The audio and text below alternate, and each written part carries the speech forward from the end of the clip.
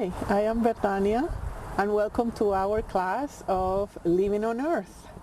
And I'm Matthew, your oracle and guide on this journey. So today we want to continue the exploration of the structural aspects of Earth and how energetically that is serve us in so many ways to stabilize and harmonize the planet itself. So these energetic centers, they are spread around the world with different flavors, but all connected with one filament of the flavor of structure, or means support, or base, or solidity of the planet. So we're going to explore that today with Matthew. So Matthew, where in the planet you will take us today?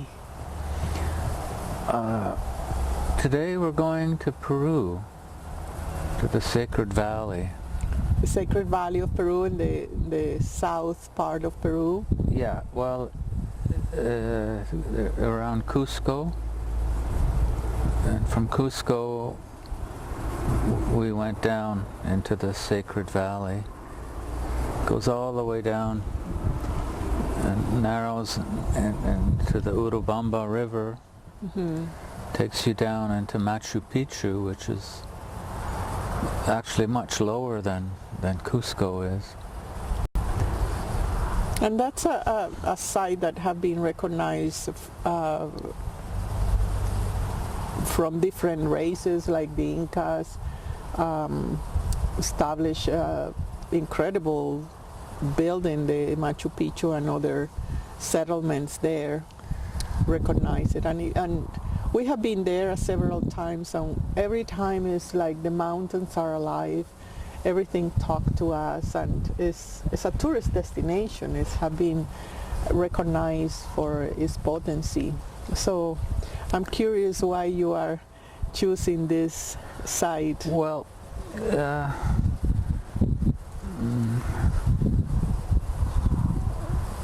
because in a place like Cusco, we found ourselves constantly wrestling in the invisible world. There's lots of magic and spirits going on. In the north here, we don't have that. It's like, it's just open. There's nothing happening in the invisible. A certain pungency of interaction between forces, and that, yeah, well, they're battling, and there's forces of darkness and light and so on that are doing battle. But in the north, you see, the belief system is that like reality is viewed through the mind, through science, and that's the only reality. It's just science. That's it. There's no magic. There's no potential for instantaneous transformation and change. And at the same time, that the South, that part of the South America and the North America interact and create the battle in a larger scale. Like if you go to Cusco and Lake Titicaca and so on, all that being recognized as one of the second chakras of the earth, where we have to think in polarities. We need to think that there always will be the positive and negative, the male, the female, the dark and the good, and they are all interacting to create some kind of a third dimension possibility, a form that that give birth to a different consciousness. That's it. When we think about creation, the second chakra, it is the battle. That's the second dimension, where the battle of light and dark, positive and negative, interacting, and through that interaction, it's that polarity creates the third. So when we think of a place like Cusco that whole area, Titicaca, Just so very concentrated. as being the second chakra. And if we go down with the expectation of, oh, it's all going to be blissful and, you know, it's all so nice. But when we go there and it's like, oh, geez, we can feel it. We can feel this friction going on. There's this battle. And we can't sleep at night. We're battling with these different forces. And magic rules. Where in the North, magic doesn't rule. There's no room for it. Because we create with our belief system. And if we believe that science is the only reality, you know, and there's no possibility for change other than that. There's no possibility for transformation. If we believe that, that's the reality. And it serves as a counterpart, as I say. But if you believe in magic, and in a place like that where the worlds are the veils between the worlds are very thin, as in the Amazon and places like that, where the spirit world enters the physical world frequently. It's a constant, creating an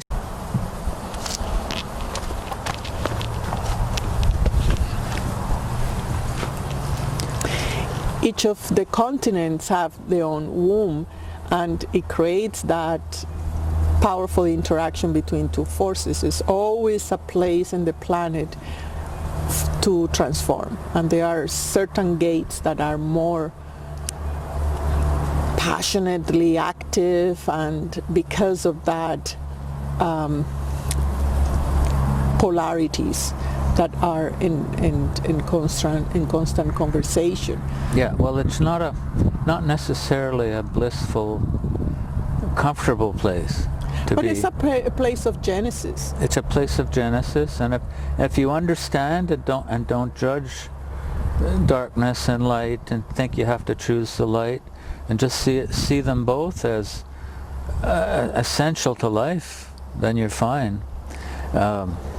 Yeah, it's the judgment about any of those forces within yourself that highlight. Well, it is within ourselves. If we think we always have to be just positive and deny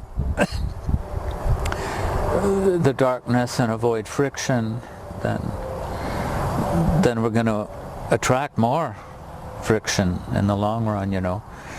And to understand that kind of places on Earth, they are trying to harmonize the two forces. And if you are having a preferences towards either polarity, when you are in there, it will try to harmonize you. If you resist, you are not going to have a good time. But if you are understanding the dynamics of where you are at, then everything is very stable. Like you see the natives, the Quechua people, they have two kind of currents. The Quechuas, which are very solid, very stable, they are plumb, they are kapha, their bodies is just so stable. They just do the things and they don't want to mess up with anybody. They have kept the traditions after the conquista, and they're still there.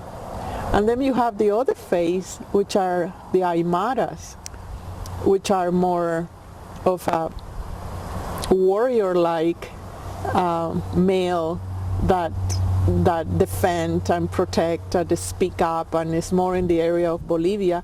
But all this radio around the Lake Titicaca, it is the stabilization through the harmonization of two different forces, and how they harmonize and move, creating the vertex or the spiral that creates the thin veil between realities, either from the sky or from the depths. In that kind of places, we have that opportunity, as we had experienced ourselves several times. And all the that part of the world, it's so ancient. The Inca The Inca are fairly recent, where the oldest structures, the stonework is unbelievable. That they just came, and that when they arrived, that was already ancient, those ruins, and they built their like simple kind of masonry structures on top.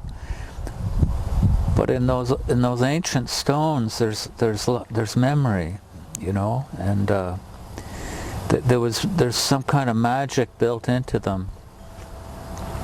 And we're talking probably long before it started, long before the flood 12,000 years ago. If the flood swept up over the Andes, it's hard to believe, but it was tremendous force, and Titicaca is a leftover from that time.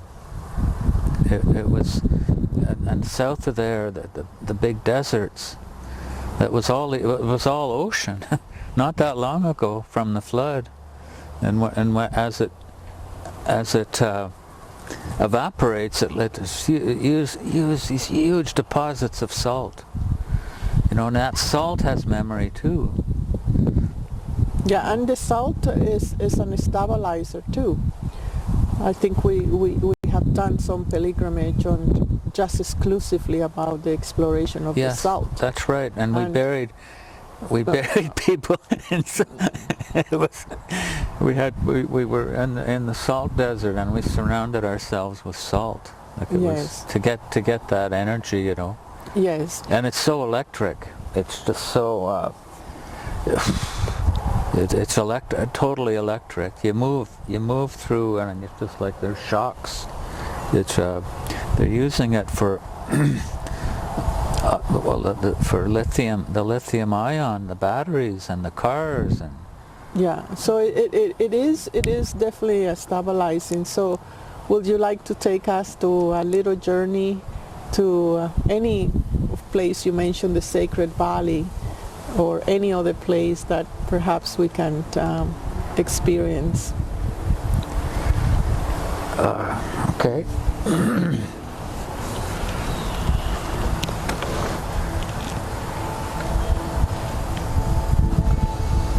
So, sit with your spine straight. Feel relaxed. Take a deep breath.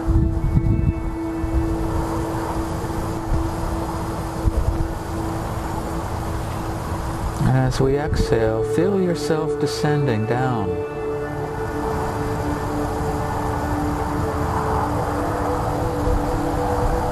Into Cusco, Peru.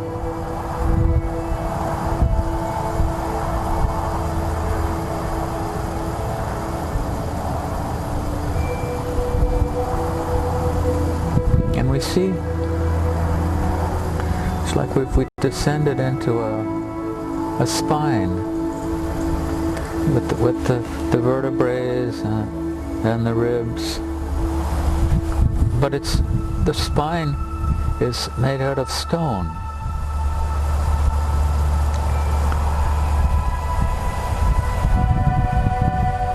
It's the vertebrae and the ribs. It's like the skeletal structure made out of stone. We see the different divisions of stone between the ribs and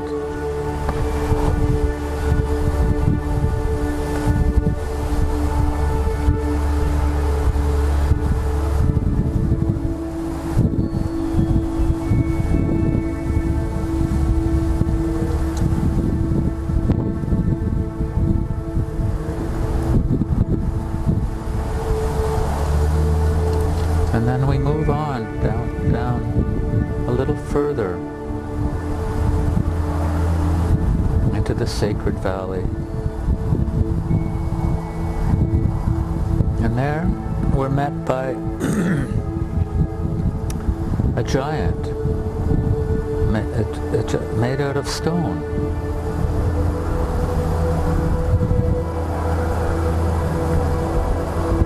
But it's a living being made out of stone. Gigantic. Big like the mountains, big like the Andes.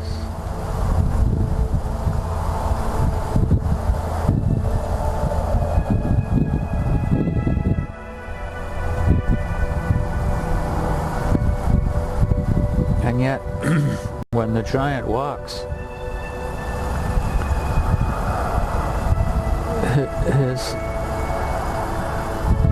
he treads lightly on the earth, in spite of what appears to be a tremendous weight. The earth doesn't bear that weight.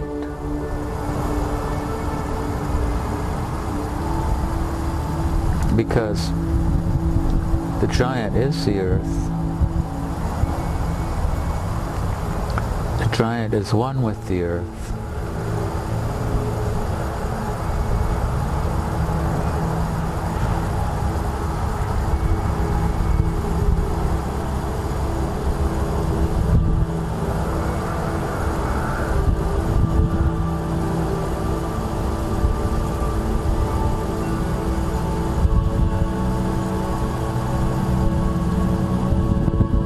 Find ourselves surrounded by the mountains, by the Andes,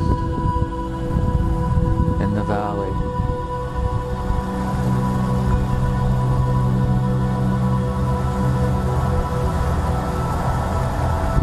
And below us is the water.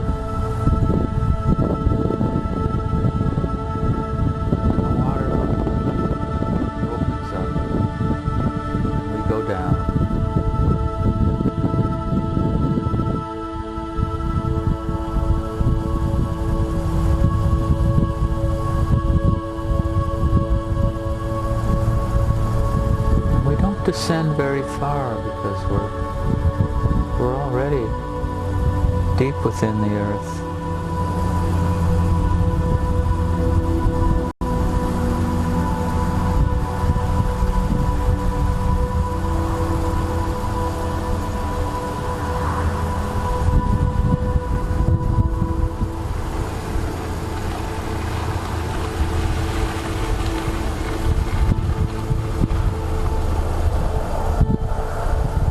Above us, there's a vaulted ceiling.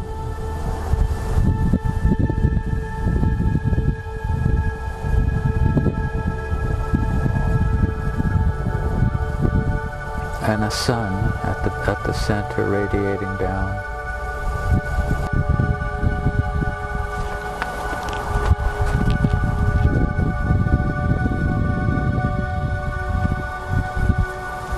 And we become aware that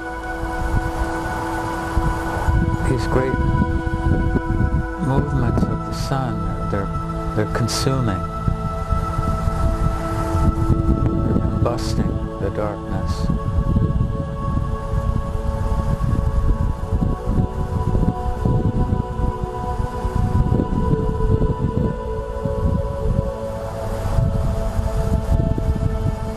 And it's a constant thrashing, battle between these two forces.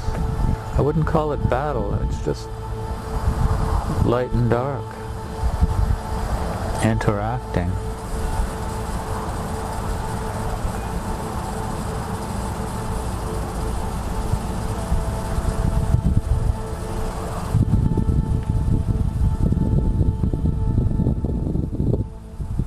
And we take another deep breath. We enter our body fully whole and complete. Take a deep breath and exhale.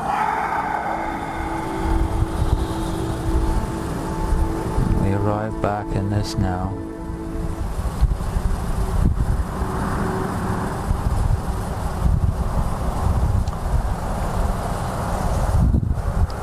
Thank you, Matthew. Oh, always a pleasure. So we can conclude that in that part of the exploration about stabilization, pocket so I don't get the sun, get closer to you. In that exploration of how we get stable is by accepting the polarities of the form, the push and pull of the positive and the negative, the day and night, the genders, and that when we accept both, we are actually stabilizing the forces between the sun and the moon, and that what make stable. It's a different stability than just the inertia that we have seen in the other parts of the planet here in the north. And by not preferring any of the polarities, we stabilize these two forces that create form, create the third dimension, create another possibility of living. So I leave you with that, and perhaps your homework is to review about what is your harmony between these two polarities, male, female, day and night, rest and activity. I would like to add something. Yes. Where the positive and negative is universal throughout creation.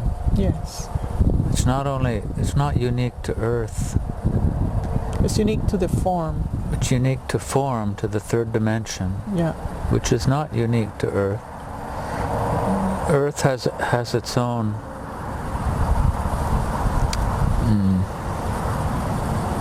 flavor, you could say, where we have been taught to learn through frustration and fear in order to survive.